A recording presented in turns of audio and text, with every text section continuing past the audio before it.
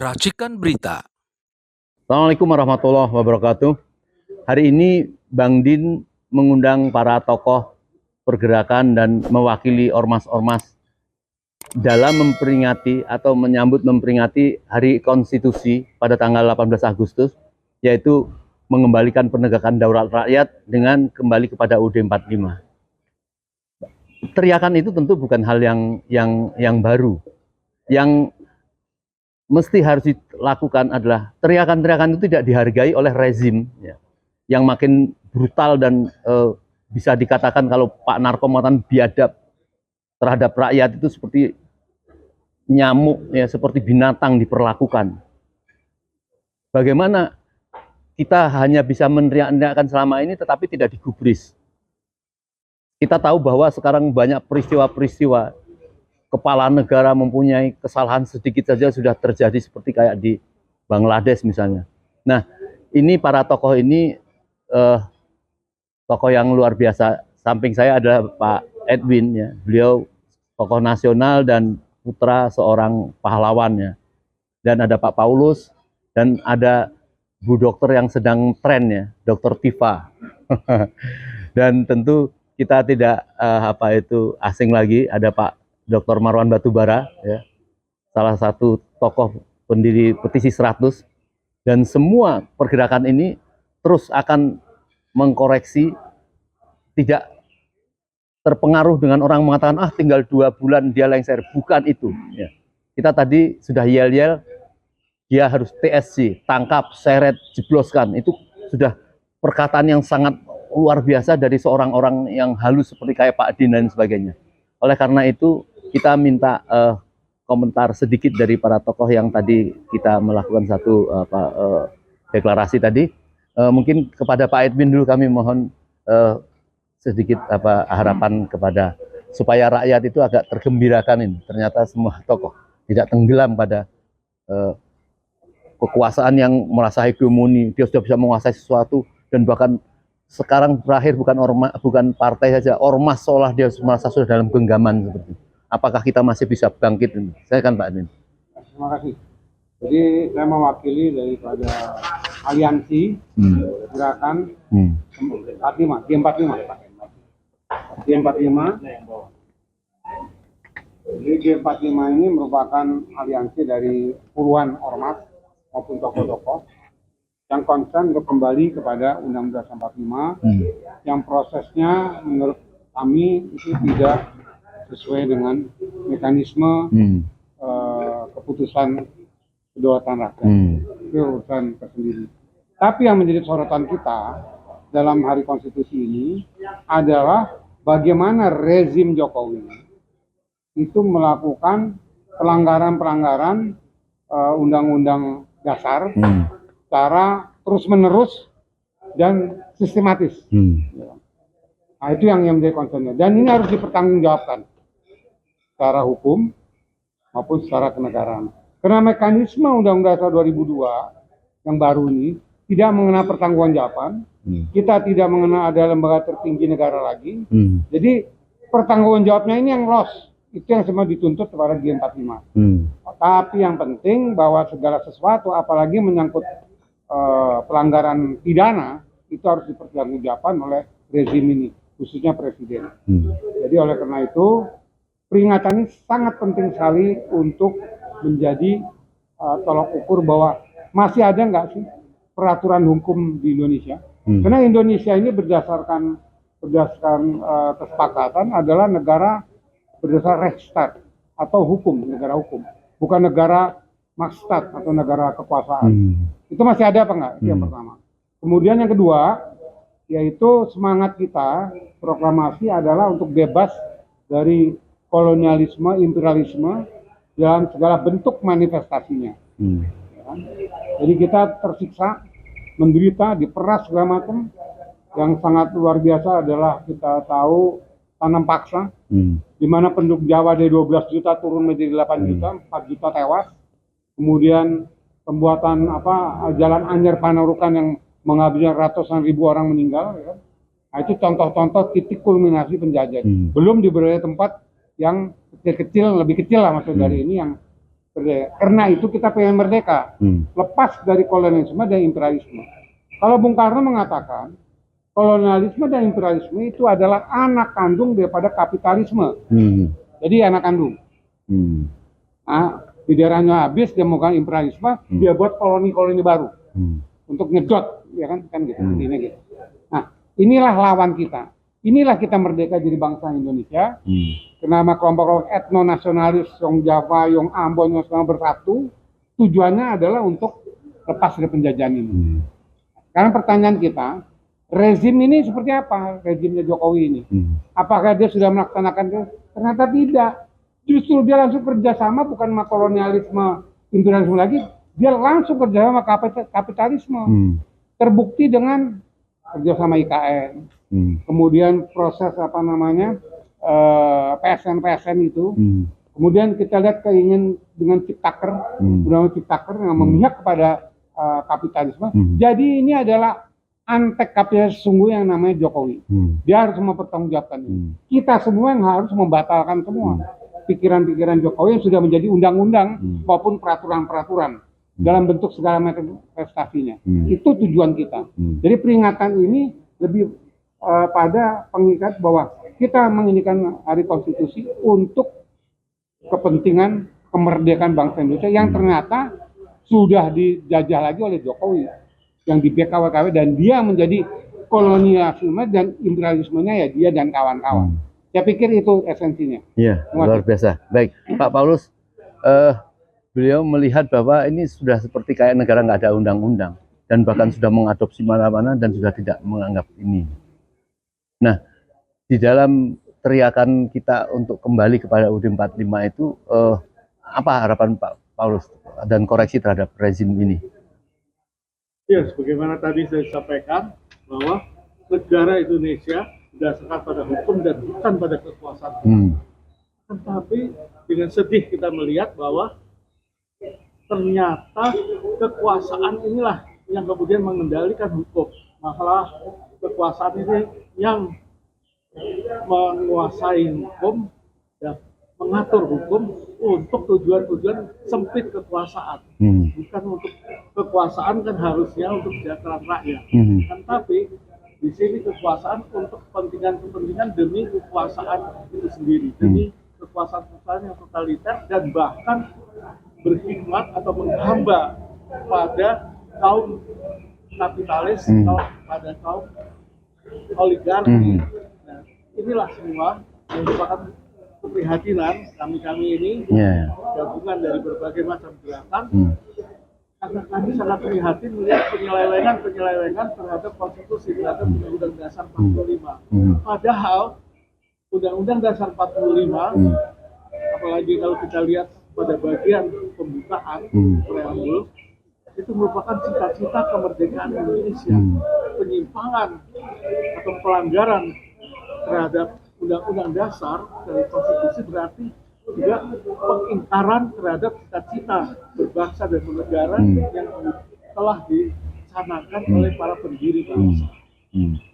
Jadi inilah keprihatinan kita dan kita melihat ada suatu tindakan koreksi total terhadap penyelewengan yang sudah ada dan juga terhadap penyelewengan yang sudah ada tidak cukup hanya dengan maaf-memaafkan, tapi harus dilakukan tindakan penegakan hukum, penegakan keadilan dan kebenaran, dan kalau perlu ya, kita lakukan proses-proses pengadilan dan pemberian sanksi kepada orang-orang yang dengan sengaja dan tahu bahwa ini suatu pelanggaran terhadap konstitusi, tapi tetap melaksanakan pelanggaran tersebut.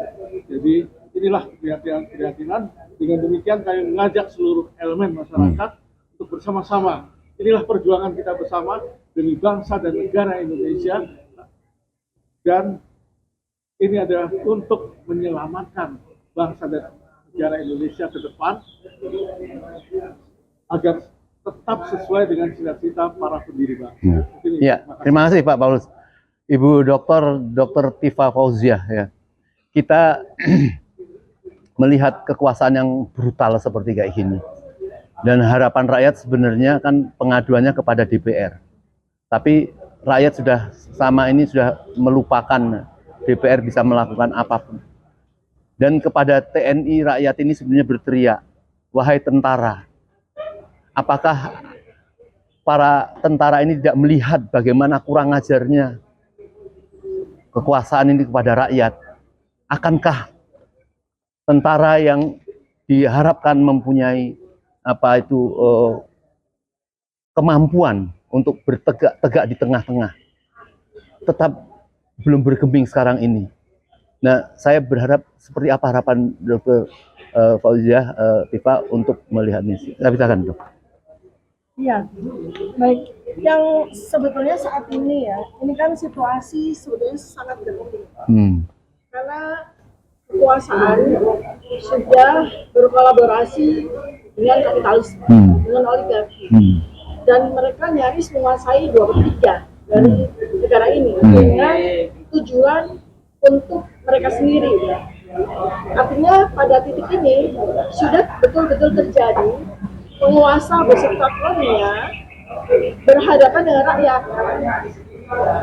Penguasa di sini sudah jadi majemuk, bukan hanya rezim, bukan hanya pemerintah, tapi juga termasuk di dalamnya ada DPR yang sudah mandul, MPR yang sudah bungkam, DPD juga belum terlihat ada sebuah gerakan, dan juga segenap komponen pemerintah itu sendiri, termasuk juga partai-partai yang bahkan ikut bermain di dalam area-area penjarahan yang kita juga sudah tahu seperti yang terjadi selama kurang lebih 10 tahun ini. Artinya sebenarnya rakyat itu sudah ditinggalkan oleh mereka. Negara ini sudah dikuasai, sudah dikangkangi oleh mereka. Sementara rakyat yang seharusnya menjadi pemilik sejati dari seluruh harta, seluruh komoditas, seluruh sumber daya yang ada di negara ini praktis hanya menyisakan 1% saja untuk rakyat. 99% praktis sudah dikuasai oleh penguasa bersama kroni-kroni. Tetapi rakyat, oleh kita semua warga negara yang masih waras, yang insya Allah masih diberikan kecerdasan, kita semua yang memiliki kewajiban untuk membangunkan seluruh rakyat, untuk memberikan kesadaran kepada seluruh rakyat, untuk memberikan pengetahuan kepada seluruh rakyat, untuk membangunkan rakyat bahwa mereka tidak bisa berdiam diri saja, mereka tidak bisa berdiam diri melihat, membiarkan rakyat negara ini dikuasai dan digenggam oleh segelintir orang-orang yang boleh kita katakan mereka adalah mafia sesungguhnya, mafia kapitalisme. Nah, jadi gerakan yang insya Allah akan kita jalankan di tanggal 18 Agustus 2024 adalah sebuah gerakan yang amat sangat penting, gerakan yang merupakan kanal-kanal bagi kita untuk menyuarakan pengetahuan, memberikan kesadaran kepada rakyat, untuk bangun, untuk menyadari bahwa negara ini genting, negara ini sedang mau dirampok habis-habisan, sudah berlangsung dan harus dihentikan. Jadi kita masih punya waktu 65 hari untuk menegakkan hukum atas nama rakyat, bahwa ada pihak-pihak yang bersalah, ada pihak utama yang bersalah karena telah mengangkangi negara ini, telah mengangkangi konstitusi, telah mencederai dan mengkhianati Pancasila. Maka dia yang harus kita mintai pertanggungjawaban. Itu yang ingin kita bicarakan, ingin kita sampaikan terus-menerus kepada seluruh rakyat Indonesia. Baik, jadi peran memberikan edukasi kepada masyarakat sangat penting ya. Karena saya melihat dan mendengar dan membaca bahwa pada saat perlawanan terhadap Belanda itu, rakyat juga tidak sadar bahwa dia sedang dijajah. Setelah menyadarkan bahwa kita ini dijajah loh, oh iya, kemudian jadi perlawanan. Jadi teriakan para tokoh ini karena kita belum terlihat dibela oleh tentara ini, maka sesama rakyat harus saling melakukan untuk perubahannya. Nah, Pak Dr. Marwan Batubara, saya tahu bahwa Pak Marwan ini sudah ngelotok sekali ya terhadap kebijakan apa yang dilakukan oleh orang jahat Jokowi ini, mulai dari kebijakan mungkin dari kalau Pak Marwan suruh merinci dari mulai tahun pertama sampai 10 tahun itu saya kira sudah hampir bosen, tapi alhamdulillah istiqomah. Memang kita yang dibutuhkan ini adalah istiqomah untuk terhadap suatu kejahatan itu tidak boleh surut. Nah, silakan Pak mau berbicara apa? Ini Pak saya ini. Jadi intinya Komersum peringatan hari konstitusi 18 Agustus itu ingin kita peringati dengan mengadakan aksi di depan gedung DPR MPR Senayan pada tanggal 18 Agustus. hari Minggu pukul 10 pagi. Ya, di pintu belakang MPR, gedung MPR. Ya, intinya ini momentum peringatan. Tapi sejalan dengan itu ada dua hal penting yang akan kita suarakan atau kita tuntut. Pertama, agar konstitusi yang berlaku sekarang ini diganti atau dikembalikan kepada undang-undang dasar yang asli dengan sedikit adendum. Kemudian yang kedua, pelaksana dari konstitusi, yaitu pemerintah yang sudah berkuasa 10 tahun ini, itu kita tuntut untuk ditangkap dan diadili. Ya. Jadi intinya ada gerakan untuk kembali ke Undang-Undang Dasar 45 asli, tapi ada gerakan untuk bagaimana pelanggar konstitusi itu ditangkap dan diadili. Nah, kalau kita bicara konstitusi, terserah yang 45 atau yang 2002, itu kan rujukannya adalah bahwa negara ini adalah negara hukum. Kalau bicara hukum itu paling tinggi itu ada prinsip moral di Pancasila, lalu ada kesepakatan dasar bangsa itu di konstitusi, lalu ada turunnya di undang-undang. Nah, masalah yang dilakukan Jokowi itu di konstitusi sudah terlalu banyak yang dilanggar, tapi juga karena memang tidak punya moral. Ya, misalnya ada prinsip-prinsip bahwa nanti ada kehidupan setelah mati, ada Tuhan, ada prinsip-prinsip keadilan, ini sudah dilanggar semua oleh Jokowi. Ya, sudah sangat nyata. Moral itu hilang. Misalnya, hukum tidak bisa tegak. Misalnya proses ada pelanggaran konstitusi, harus ada proses pengajuan di DPR, tapi karena DPR-nya sudah disandra oleh Jokowi tanpa moral, tanpa rasa malu, maka DPR itu tidak berfungsi untuk menjalankan tugas konstitusional terkait dengan pemakzulan. Nah, jangankan partai, ormas, jangankan di DPR, ormas keagamaan sekalipun sudah dikooptasi. Jadi prinsip stick and carrot ya, yang kita kenal ini sudah benar-benar dijalankan oleh Jokowi. Mana yang melawan diancam dengan kasus korupsi untuk diadili, mana yang bisa dijinakkan dikasih berbagai fasilitas atau rente sehingga bisa dikendalikan. Kenapa itu terjadi? Karena moral sudah tidak dipedulikan oleh Jokowi. Sehingga kalau kita bicara tentang konstitusi lalu proses pemakzulan itu sudah tidak bisa jalan, maka kita mengajak rakyat untuk apa? Untuk melakukan perlawanan kepada siapa? Kepada rezim ini. Maka yang lebih mendesak sekarang itu bagaimana Jokowi itu segera dilengserkan lalu diadili. Ya, kalau bicara amandemen saya kira itu nanti setelah pelantikan anggota MPR yang baru. Tapi yang mendesak sekarang itu adalah bagaimana Joko Widodo bisa segera lengser. Tapi seandainya itu tidak bisa lengser, jangan lupakan kejahatan yang sudah dilakukan. Pelanggaran konstitusi dan undang-undang yang sudah sekian banyak, sudah puluhan ya ketentuan yang dilanggar, ini harus kita tuntut untuk diproses oleh pemerintah baru yang nanti mungkin akan dipimpin oleh Pak Prabowo. Jadi tugas Pak Prabowo sebetulnya menjalankan pemerintahan itu satu hal secara rutin, tapi hal lain yang mendesak adalah bagaimana memproses, mengadili Jokowi sesuai dengan aturan main ini agar beliau ini dijebloskan kepada penjara karena kejahatannya. Saya kira itu. Ya, baik. Saudara, kita tahu bahwa pelanggaran konstitusi kita anggap sudah suatu hal yang biasa. Padahal pelanggaran terhadap konstitusi itu adalah kesepakatan bangsa yang dia langgar. Orang yang tidak bermoral seperti ini diikuti para tokoh-tokoh, ya, karena sudah terlalu banyak dosa mereka, terlalu banyak korupsi, makan uang haram, sehingga merasa tidak apa-apa dia di belakang Jokowi. Sehingga tadi Pak Suyuti, ya, Pak Sayuti sampai mengatakan bahwa ini rezim ini kurang jahat sebenarnya. Apa maksudnya? Saya persilakan. Maksudnya kan kalau kurang jahat itu artinya basisnya jahat. Hanya kurang itu dia dari Kurang Fir'aun. kurang Firaun. Enggak, lebih dari Firaun.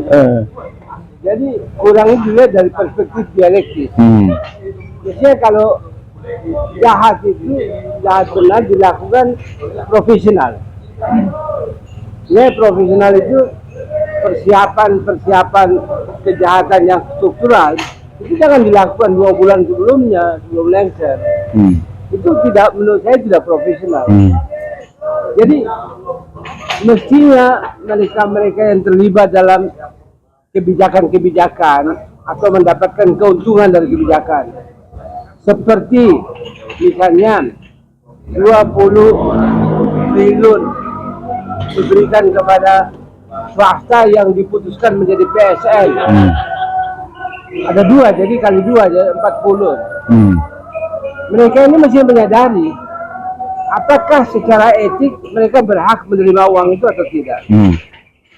Jadi kalau rakyat memprotes bahwa ini kejahatan kurang profesional, yang jadi korban itu mereka. Saya ini sebagai pembuat hukum. Closing 2 menit. Saya tahu bahwa Pak Erwin aja closing 2 menit. nanti Closing. hukum-hukum yang dibuat, kebijakan yang dibuat dalam posisi yang tidak kuat atau yang lemah, itu bisa dianulir. Kalau tidak secara nasional, bisa internasional. Dan gampang, karena nanti pengadilan banding itu mempertimbangkan konteks, mempertimbangkan asas-asas hukum yang berlaku dalam kepemimpinan. Kalau itu ditinjau, akan nanti gugur sendiri. Jadi yang sebenarnya mestinya kita sadari, Pak Mursalim, mestinya kita sadari bahwa yang jadi presiden sekarang itu sebenarnya secara Faktanya, substansi. Itu yang jadi presiden itu Prabowo. Bukan lagi haknya Jokowi membuat kebijakan yang bisa mempreemptif posisi dia sebagai presiden. Nah, ini yang saya maksud sebagai fatsun politik. Mau ya dia jaga dong perasaannya Prabowo. Dia kan sudah terpilih. Itu ya. Hanya masalah dilantik.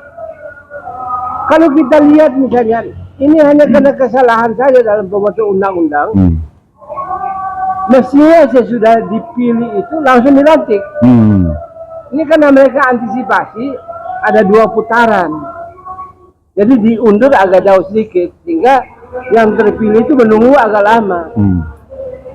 Mestinya sebelum Presiden Iran yang lebih belakangan pemilihan, sekarang udah dilantik. Mestinya Pak Prabowo itu lebih duluan dilantik. Mestinya Jokowi menjaga perasaan Prabowo dan kalau dibanding di tingkat internasional, dengan gampang ditemukan bahwa ini ada pelanggaran. Iya, baik.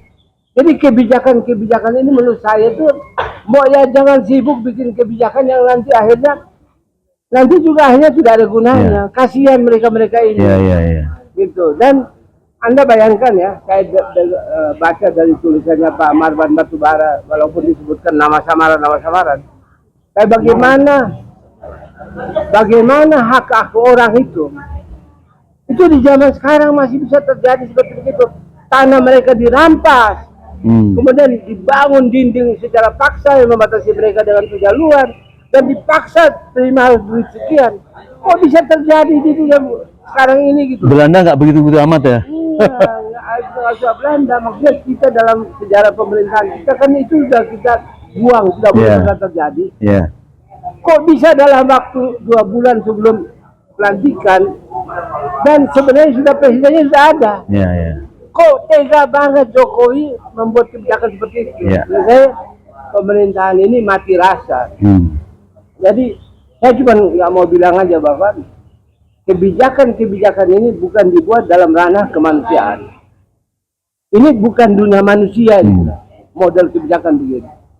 Nah ini yang kita kaget. Kenapa dulu waktu bikin undang-undang kita tidak antisipasi bahwa ada jenis kepemimpinan yang bukan dari dunia manusia ini yang nanti berkuasa. Ini loh. Ini bukan dunia yang orang-orang beradab gitu. Yang ada namanya perasaan. Kira-kira apa yang mau diharapkan? Mau berkuasa terus? Ya nggak mungkin lah. 2 bulan lagi. Kalau tidak percaya silakan aja. Kita ini rakyat ini bukan tidak mau berontak Pak Mursalim. Mereka berhitung-hitung. Kalau berontak sekarang 3 bulan sebelum acara kejahatan pelantikan, itu nanti toh akhirnya buat apa? Nanti jadi alasan pemerintah ini bisa. Jadi mereka juga pakai perhitungan. Tunggu aja sekalian pelantikan. Baik, Mbak. Nah yang saya khawatir pelantikan ini nanti bisa berubah sama sekali. Dan bisa. Insya Allah. Baik. Saudara sekalian, oleh karenanya sekali lagi apa yang disampaikan Pak Marwan tadi, kita mengundang seluruh rakyat, seluruh tokoh yang merasa terpanggil untuk memberikan sikap, yaitu pada tanggal 18 Agustus di belakang gedung MPR kita mendorong untuk menolak semua pertanggungjawaban Jokowi yang akan dilakukan di MPR nanti. Menuntut Joko Widodo ditangkap dan diadili. Dan bukan saja menolak, tetapi menuntut yang disampaikan Pak Din tadi, TSC, tangkap, seret, jebloskan. Itu yang sangat mungkin pantas atau bahkan ada yang lebih buruk dari itu. Karena kelakuannya itu sudah seperti terhadap penjajah. Kita sampaikan, pemimpin itu ada 2 hal mestinya. Ya, pertama dia ada rasa kasih sayang pada rakyatnya, kemudian dia mengayomi. Ini tidak ada kasih sayang, tidak ada mengayomi. Tetapi elit-elit itu yang di belakang mereka itu seperti kayak tidak punya nurani. Luar biasa ini. Oleh karenanya, marilah kita tunjukkan sikap kita pada tanggal 18 Agustus di hari konstitusi di gedung MPR. Saya berharap mungkin ada 2 menit closing statement dari Pak Edwin. Ya. Terima kasih. Jadi yang penting buat kita adalah peringatan 18 Agustus ini 2024 merupakan satu warning bahwasanya rezim maupun presiden siapapun itu harus bertanggung jawab atas perbuatan-perbuatannya dan dibuktikan secara adil dalam proses pengadilan yang transparan. Itu pertama. Jadi tidak semata-mata dimaafkan selesai. Karena kita tidak punya mekanisme pertanggungjawaban lagi. Tidak ada MPR, tidak ada lembaga tertinggi. Jadi oleh karena itu sangat penting kalau ada unsur-unsur pidana harus pertanggungjawaban. Itu yang pertama. Yang kedua, khusus pemerintahan baru Prabowo Subianto ini harus betul-betul berhati-hati. Karena di tangan Prabowo ini nasib Indonesia seterusnya. Kalau dia bersifat adil, transparan, jujur, mungkin clear Indonesia bisa terjadi rekonsiliasi besar. Tetapi kalau dia memihak kepada rezim lama dan kapitalisme, ini akan jadi malapetaka besar. Jadi kalau karena itu Prabowo ini harus didukung oleh partai-partai yang juga memperbaiki, bukannya Prabowo-nya, legislatifnya juga. Apa? Yaitu lembaga-lembaga tinggi negara lainnya harus dipilih yang benar-benar tidak terkait kepada rezim korup maupun kapitalis oligarki yang jahat.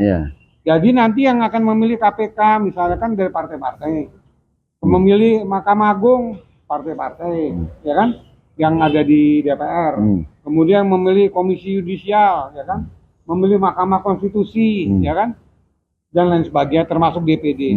Nah ini harus dikelirkan juga. Jadi tekanan nanti ke pemerintahan baru bukan hanya kepada presiden, juga kepada anggota DPR dan DPD. Itu penting sekali. Karena kalau presidennya mau, ini yang nggak mau, disogok kiri kanan, tetap aja jadinya seperti sekarang ini. Jadi itu sangat penting sekali. Jadi rekonsiliasinya adalah dengan bentuk tindakan. Jadi rakyat akan menerima kalau betul-betul kebijakannya mencerminkan aspirasi rakyat, bukan mencerminkan aspirasi Jokowi dan kroni-kroni yang sudah melakukan kegiatan-kegiatan koruptif dan pelanggaran undang-undang dasar maupun undang-undang dan lain sebagainya. Saya pikir itu. Ya, baik. Jadi kita tunggu pertemuan kita, pertemuan akbar rakyat ya, untuk bersikap terhadap rezim Jokowi ini. Ya. Bahkan Pak Syawiti mengatakan kalau tidak bisa diadili di Indonesia, bisa pakai undang-undang internasional untuk menangkap kejahatan dia. Tanggal 18 Agustus jam 10 di belakang gedung MPR kita semua berteriak di depan ya. Depan gedung MPR.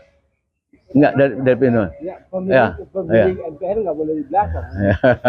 Oleh karenanya ya, jangan berputus asa. Tetaplah istiqomah karena Allah tidak akan membiarkan ya orang-orang yang tidak rela dijajah dengan orang jahat. Kan kita berdoa, kita berjuang pasti dan pasti Allah akan mengijabah. Assalamualaikum warahmatullahi wabarakatuh. Nah. Ya. Hai Pak. Ya. Terima kasih.